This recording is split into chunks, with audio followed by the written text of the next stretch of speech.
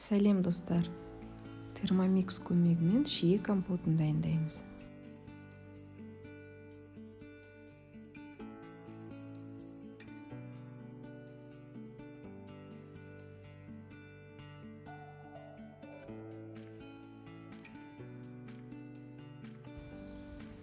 грамм қант, 1,5 литр қайнаған ыстық су және 300 грамм шие саламыз.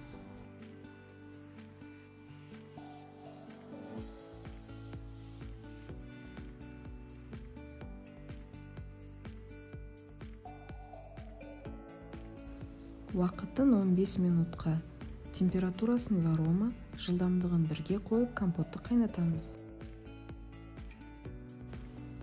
Шие компоты дайын болды. Салқындатып ішуге де, стерилденген банкілерге құйып, қысқа сақтауға да болады.